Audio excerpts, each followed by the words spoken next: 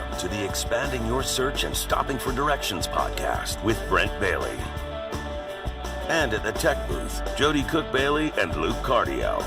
We are growing our circles of connections and knowledge together with encouraging conversations and positive communications.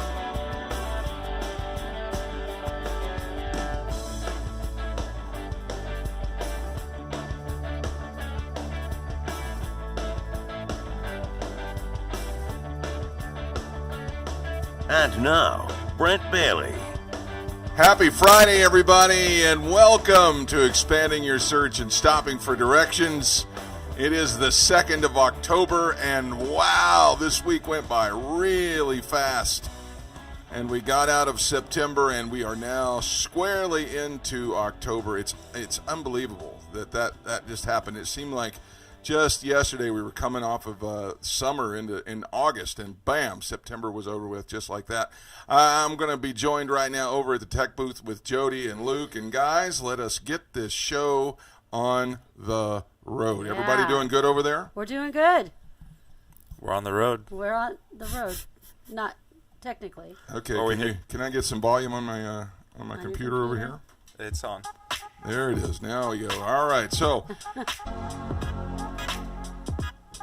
Let's do this. All right, so we got a lot going on today. I've got a great guest on the show today. I've got a missionary over on the other side of the world, over in the Beirut, Lebanon, and he is going to be with us talking about their organization and what they're doing over there and some ministry efforts into the city ever since August when the explosion happened. And so we're going to be talking to him in just a few moments. It's Matt Beemer, and so you'll want to stick around and join us for that. It's going to be a great show. Guys, there's a lot going on in the world today, a lot of national days. A lot of national days. Today, the first one I pulled up was National Manufacturing Day. Oh, great. I grew up next to, right just down the street from a large steel plant. And then just a few miles further down the road, there was a chemical plant and an oil refinery. So I've been around manufacturing. Grateful for those people. That is just an awesome, what's the word I'm looking for? Not organization, but it's an industry. An awesome industry to be around. So we're really grateful for those folks. Have you seen those YouTube videos of those like people in Chinese factories that are like doing it like high speeds, like where they're not even looking? Yeah, they're not even the cards and stuff. Yeah, cutting paper. And, Oh, it's crazy. Yeah, just really fast. So those folks, man, they make the world go round. They do, so and they employ a lot of people. A lot. You need to have a lot of people to. They used to be some of the best jobs you could get over here. Yeah. Yeah, and in certain parts of the country, it still is a great job to have. So, anyway, thank you for all of you that do that, and those of you that are in an area where maybe your factory is closed or what have you. Just know that we're always praying for those kind of jobs to come back, and so we're looking and we appreciate you. So. And so then moving on to other people we should really appreciate is National Custodial Workers Recognition. Wow, that's a mouthful, but yes, you're exactly right. I got it. I think a lot of times people take advantage of those that, clean. Sitting right next to you is a young man who used to do that. He did. Thank you. Thank you for your service. Used to be the guy that wears the backpack vacuum No, cleaner. I didn't. You didn't do that one? No. Oh, I thought you did. I went from office to office getting the trash out of people. That's And so I vacuumed several buildings, but I didn't do the RCA. Okay. And so, man, I mean, it's a big deal. It is a big deal. We would all be living in filth if it wasn't for folks like you. Yes. So thank you. Yeah, it's a big job. It really is. It really is. I know that around here, just getting our boys to take out the trash is like an act of Congress. Yeah, so exactly. It's like guys, it's time to take out the trash, How and much they money look at you like, am I going to get? That's usually the question. Yeah, it's like what's in it for me? Exactly. Yeah. They don't understand. What's in it for you is you don't have to walk in filth. Right. So thank you for all of you folks that do that. Moving on. What else is going on today? National Fried Scallops Day.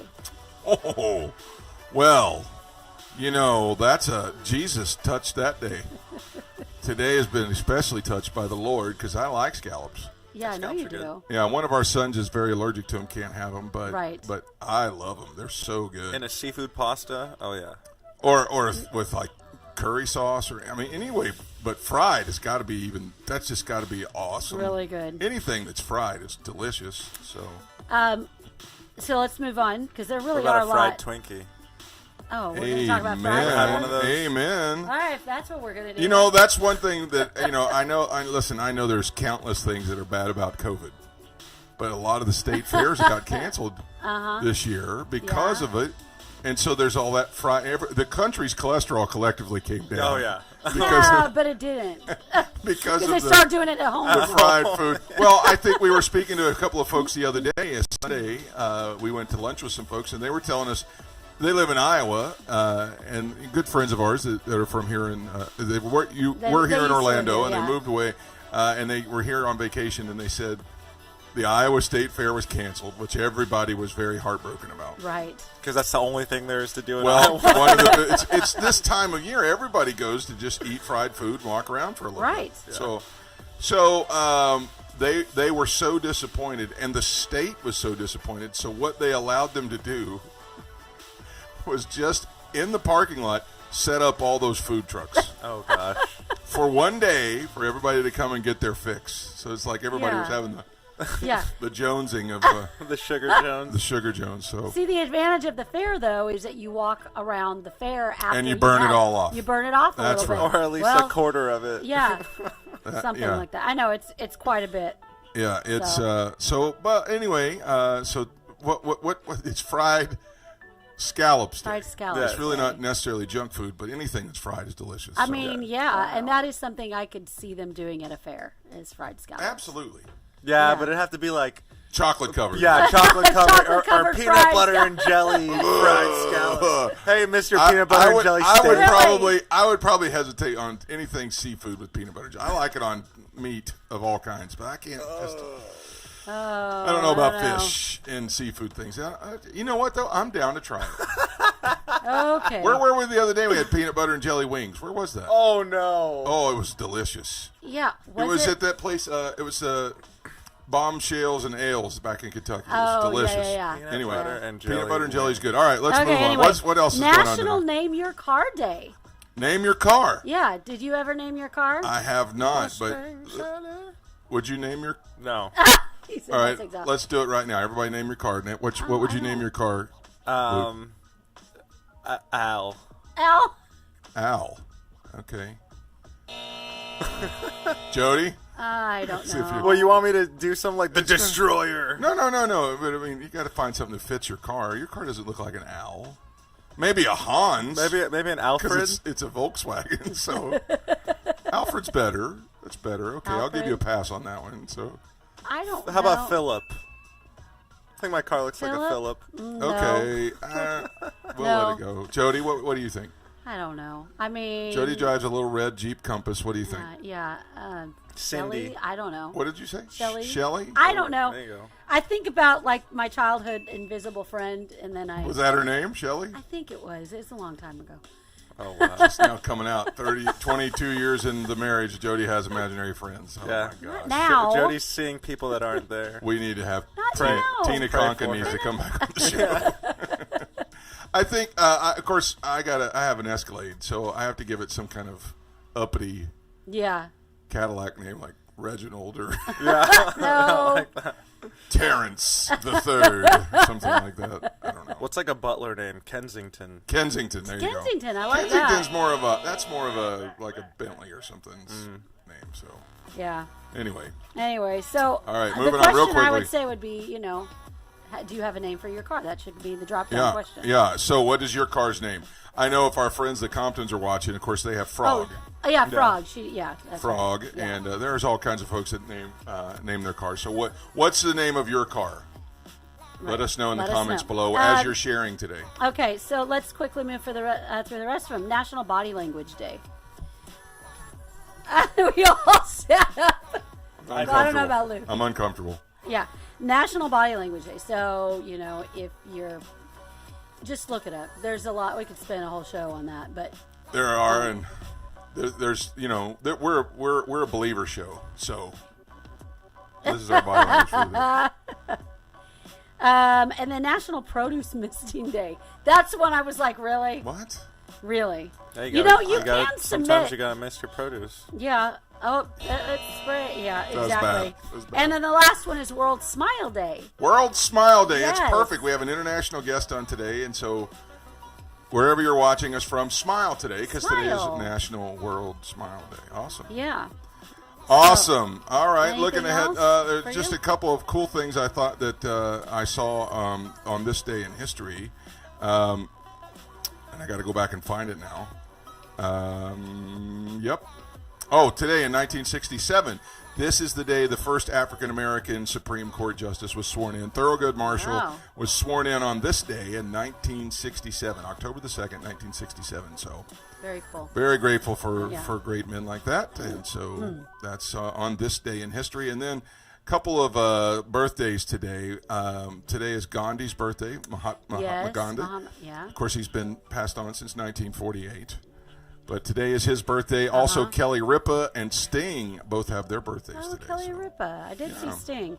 Yeah. And Groucho Marx. Oh, yes, the legendary Groucho Marx. Yes. Awesome. Yeah. Happy birthday to them that are not with us anymore. So I am so excited about today's guest. You know, I've known this gentleman for quite a number of years. He and I graduated from the same college, and he has been traveling all over the world since 1994. He's ministered to 6 million people in 3,500 services. He has pioneered 11 colleges in 5 countries. Established a city-leading church in the UK, mobilized more than 600 participants towards a missionary experience to over 40 nations, and is just an absolute joy to talk to. We've been able to connect and have been able to help. They had their like a board directors meeting here in Orlando, and they were able to use our facilities. We were scheduled to do a trip with the organization into Egypt, and Hurricane Irma came through and just trashed that idea. But we've been looking to reconnect ever since, and he is now doing some things in Beirut, Lebanon, and we are so excited to hear about what's going on over there with his ministry and what they're doing to help and minister to folks in the city of Beirut, especially since the explosion in August. So I would like you to welcome to the program today, Matt Beemer, everybody. Hey, Matt, how are you? It's good to have you here. It's good to be with you guys today, man. Yeah. I love what you guys are doing. Well, It's fun. We have just been growing in this ever since this started right after COVID, and so man, thank you so much. It means a lot. Yeah. First of all, how are you guys doing over there? Everything going okay? Has COVID messed with Lebanon very much? It's messed. Obviously, it's messed with the whole world. And actually, my wife and I both had COVID for a while. Oh my gosh! So yeah, whole thing. Lost the smell, lost the taste, and we had already gotten stuck in the States for a bit, and we had to go and get that brain scratcher test. Okay. Before we could get, you have to have it a negative 96 hours before you get on the plane. They want to give you a boarding pass to be able to, fly across the world and enter certain countries. Then when you get here, you got to get a whole nother test, and there's all kinds of stuff you got to do these days. And ours came back. We're like feeling fine. The only thing I had was, a little bit of fatigue and tiredness, and then I did lose my smell and taste for like 4 or 5 days. And I thought, oh man, but I thought for sure that had been like 5 weeks beforehand. And when we went to the test and we got that test and it came back positive, we're like, no. Oh. So we had to sort of, the doctor says, after you've already passed the sort of infectious period, so you're fine. But, who knows? This stuff can stay, like even dead virus cells can stay in your system and test you positive, the doctor said, like, for sometimes 2 or 3 months afterwards. Oh my goodness! I had no idea about that. Yeah, I didn't either, and I'm like, that means I can't get on a plane for that long. There's no way. But thankfully, we went back 2 weeks later and we tested negative. And then once we knew we were tested negative, we had to book a flight. Then we had to test negative again because you had to have it within 96 hours of flight. And then we landed in Beirut, And those people know how to scratch your brain properly. I'm telling you. So, so you-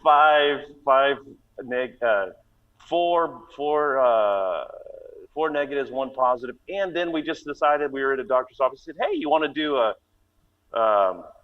what do you call it? The blood test to see if you got antibodies?" And I'm like, "Why not?"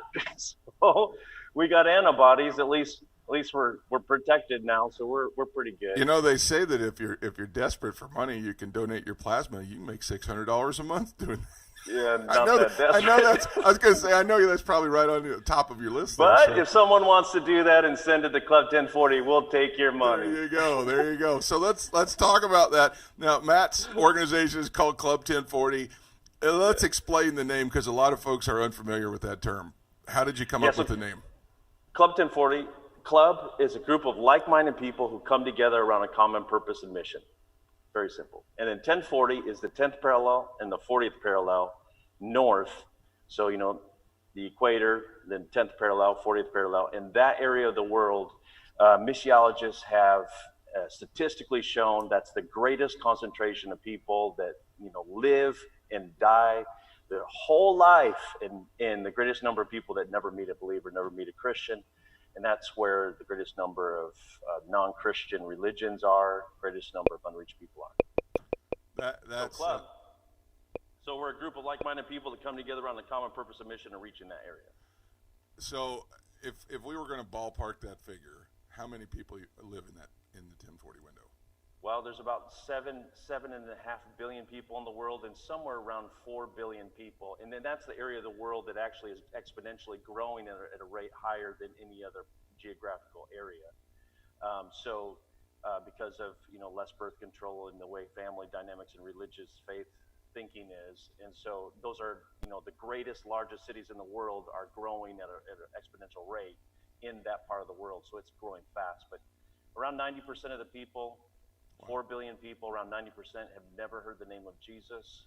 And as there's thousands of groups that are considered no Bible access, no in their language, no Christian workers, etc. And so those are our focus.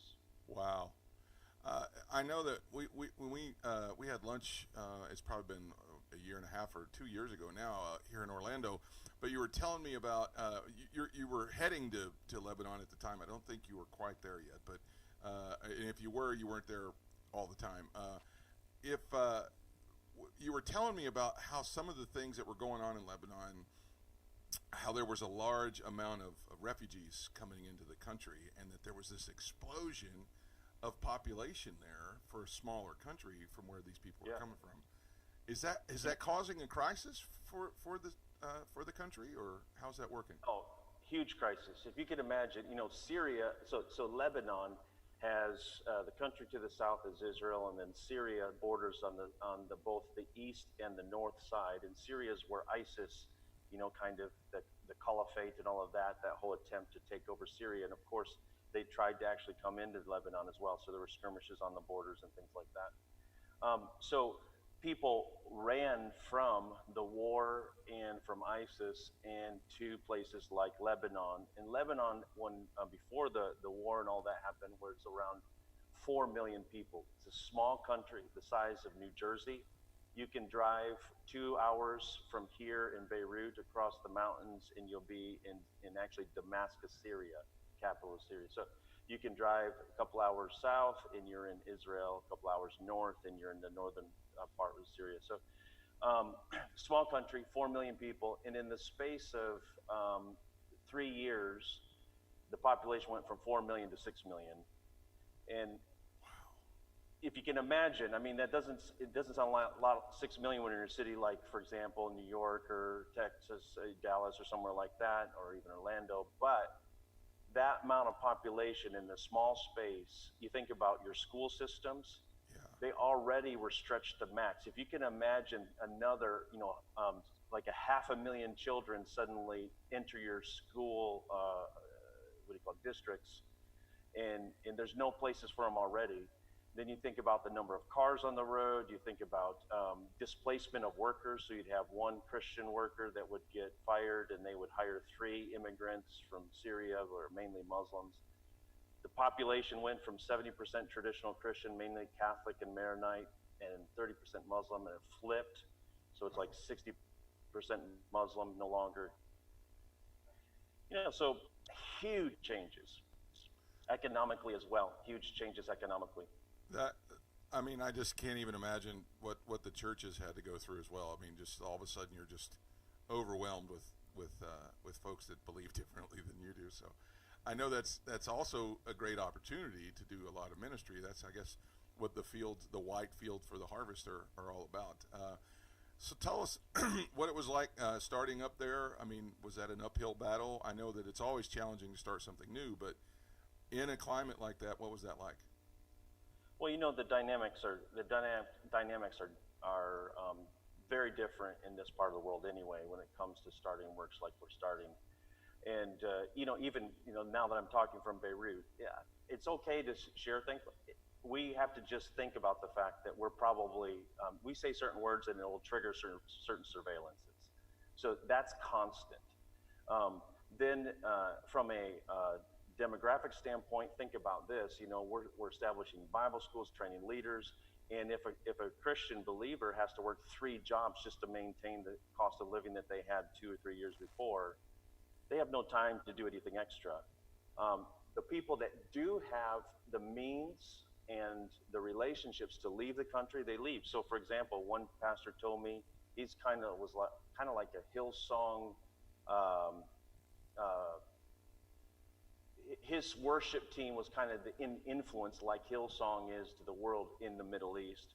And he, when all these things happened, he lost something like 20 worship leaders over the space of 4 years because they immigrated out to other countries, Canada, Europe, and different places, because they had relationships, had family, had means, and they couldn't make a living where they're at. Your family, if you can't make a living, you can't make a living. Yeah.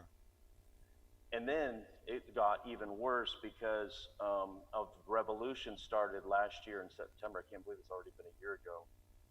And, basically we had sort of 4 months of lockdown before COVID lockdown was even something anybody ever talked about. And it went right from that, the revolution, 1 million people out in the streets protesting for days and days and days. You were on curfew, you couldn't leave the house, things like that. And then started to loosen up. And then COVID hit and lockdown was pretty severe here. You'd get fined a lot of money if the police found you out and stuff like that at different times. And then the bomb. So it's like all these things.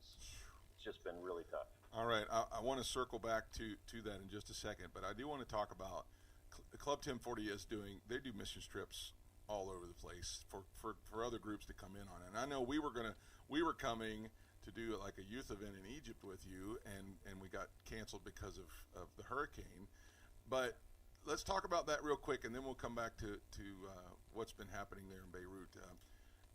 People can sign up for a missions trip experience with groups through your organization. Let's talk about that real quick. Yeah, one of the most powerful ways for anybody to really experience the life-changing encounter with Jesus is to get away from their geographical locations. And then there's just something I believe that every person, every believer should experience missions at least once in their life. And so over the last almost 27 years now, we've seen about 700 people mobilized to a short, medium, or long-term missionary experience. And we try to make that an emphasis. Though these days we emphasize more mobilizing people from near cultures, like people from the area going to other close cultures, but we still host teams from churches that want to bring teams to different places. The challenge is most of the places that we host teams, people don't want to go because of security reasons. But we do an annual trip to the UK, so most people could do that one. I was going to say that's like just going up to New York City or Philadelphia or one of the big cities up north. So if they wanted to get in a group, let's say a group that's a pastor that's listening, wanted to bring a group on there, they would just go to club1040.com and look for the information there? Exactly. They can look at our website, but honestly, the best way to do is just email us at admin@club1040.com. And we assess each individual situation. Honestly, some churches don't have the the experience that we need people to have in order to come. So we're pretty selective. But if people feel like they're experienced, they have some team members, they want to do something different than a normal trip. We do things in the northern Iraq, we do things in Egypt, we do things in Nigeria and different things. Our places tend to be a little more challenging. I was going to say, this is not just, these are not just mission trips where you're going to, go over and sing a few choir songs and do a few skits in a church somewhere. You're going to actually be doing hardcore missions work. And it's awesome, though. I mean, I know plenty of folks that have come on one of your trips and have just been changed. And I actually just had lunch with somebody a couple of weeks ago who was here in town visiting their daughter that came to go see us, and was getting ready to come over there. And so I know so many folks have been touched and blessed by what your organization's doing. So, all right, now let's circle back now. As we all sat and watched the TV in horror back in August when the bomb went off, I know that people know about bombs and things that happen, but I don't think anybody was ready to see it that way. And I know everybody that we talked to, when they saw that, because there was, I guess, the information age with everybody's phone and everything, now they can send so much video, that really did wake a lot of folks up to really what happens around the world in other places. Yeah. Were you in town that day that it happened? It actually, thankfully, not. We were supposed to be on the plane that day, but that's when we got the positive COVID test. And, so that's and we were literally a COVID blessing. That's terrible. So it is horrible, especially when so many people have really been severely impacted by COVID. But that we were literally had gotten the test just the day before because we needed it in such a short period of time. We found it, and that we were supposed to be on the plane on August 4th, and August 4th is when the bomb blew up. So we wouldn't have been here because we would have been flying in. But it's good we weren't here because right where I'm sat right now, there used to be a dining table. I have a temporary setup now because there's some kind of high up glass windows up here, and we're 12 kilometers by road away from the blast site. So that's 6-7 miles away from the blast site, and it blew the glass in of these upper windows and just cut that dining table in half. And even this far away, and if I were to show you some of the adjoining buildings, we're kind of in a little bit of a group of duplex townhouse apartments. And even though the blast was coming from this way, and our building kind of protects the buildings behind it, there's still now, the glass is shattered out. Oh my And goodness. a number of them aren't. It's pretty crazy what happened. I mean, it's beyond imagination. 3 hospitals completely blown up. You see pictures in the NATO, because of the cameras in those hospitals, obviously the CCTV cameras. And there's a really incredible story of this lady, a nurse, who was, with all the babies there, and because what happened is a lot of people heard commotion or heard the explosion before the concussive wave came. So they were drawn to the windows or outside to see the fire. They heard commotion, and then so they're close to the windows, and then all the windows blow in from the concussion, and you could see all the little preemie beds and stuff going all over the place. They instantly lost electricity, and she ran into the other room where the babies were. Thankfully, they weren't by the windows. Grabbed 2 premature children and walked with bloody feet through like 2 miles to the nearest place where there was electricity to be able to get these babies to be able to take care of. And that's kind of like what happened. Everything went into triage all around that area. My goodness.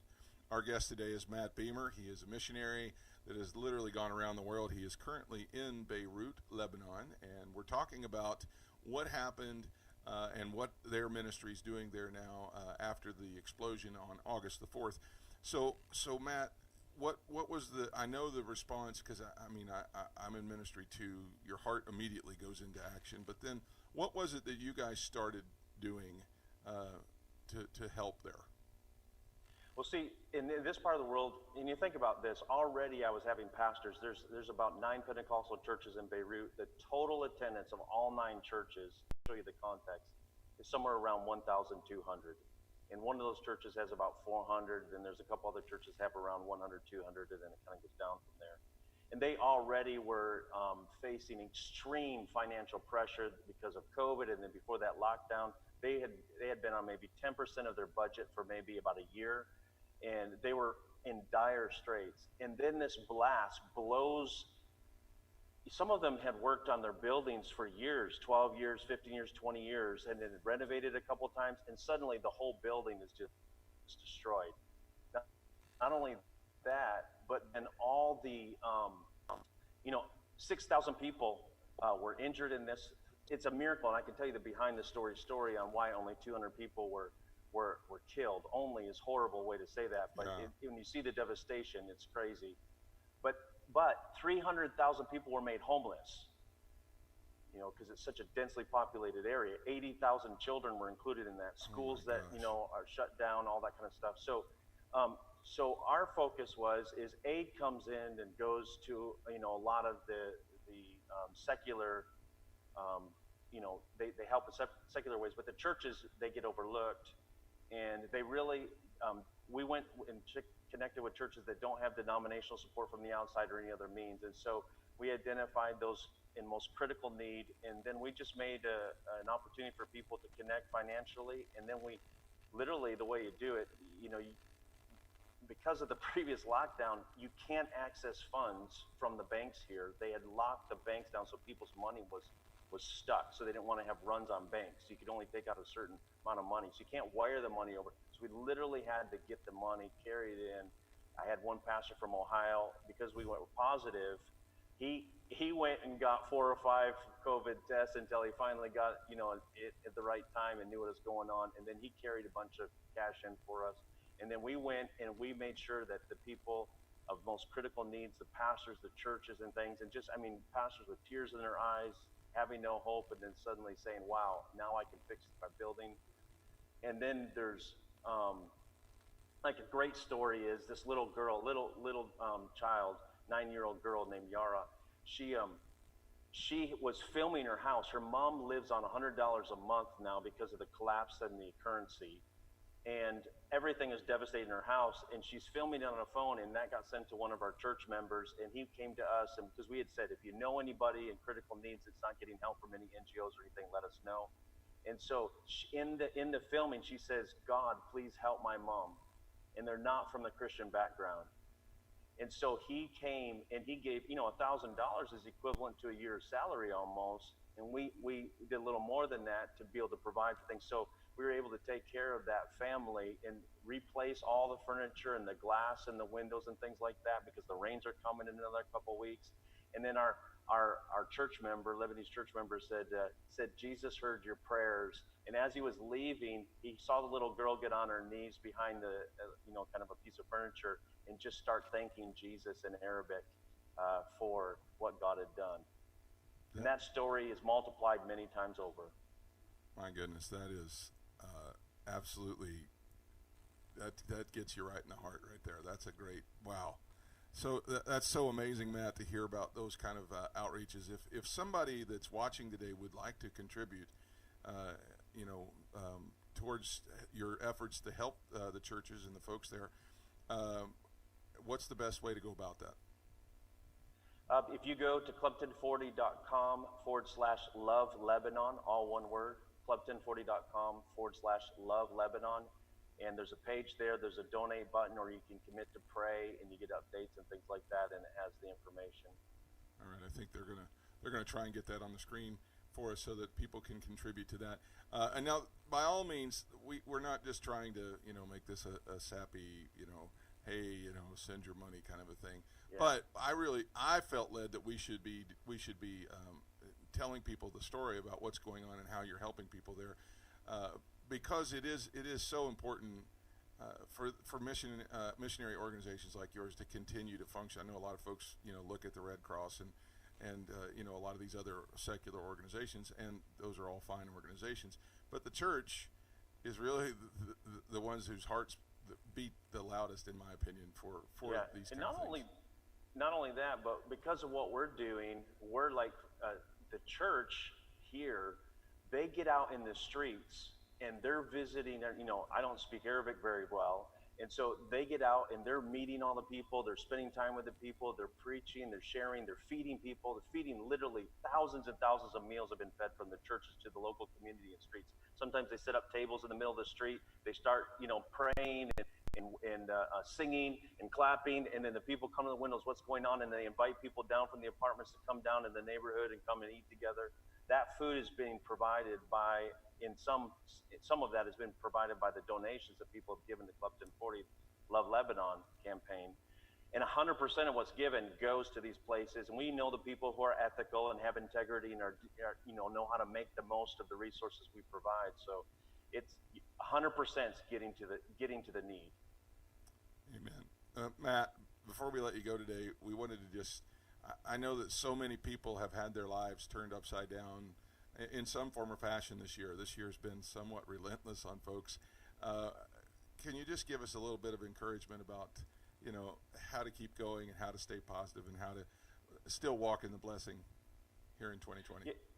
Yeah, I mean, it's true. And, even here now, everybody's got PTSD in the way that they've never had before. There's people, that are interviewed that's just in the hospital bleeding from the cuts. They're like, I'm going straight to the airport and I'm leaving. I don't care. I'm never coming back. Leaving their homes, leaving the businesses, everything. So, life is not fair. It stinks. But in the midst of these things, I'm seeing such incredible opportunity from crisis to become opportunities. There are more people giving their lives to Jesus now in this part of the world than ever before. The gospel is gone by airwaves like never before. As an example, if we would have had 100 people show up at a launch for our church, Go Church Beirut, if we would have had 100 people show up for that launch, we would have been ecstatic. Our launch team has about 20, 30 people in it. We would have been like 100 people, we went, woo! So when the lockdown came, our Lebanese team, we quickly changed over so that we went to online services. We just did once a month because we're a groups-based church. We meet in groups through Zoom on the rest of the time. Now we're doing some in person. But over the last 7 months, practically about one service a month, we have seen somewhere around 700,000 people view some section of our service, and that's in Lebanon. Those are Lebanon IP addresses. And this is the crazy number. It's somewhere around 130,000 combined attendance for the whole 55-minute service of the 7 services. And the contacts that we've seen as a result of that, coming from all different religious backgrounds and faiths, people are watching the services on their phones in places where, in the middle of areas of the city where there's terrorist groups that control those parts of the cities. We could have never went into those cities, but the gospel's going in those places.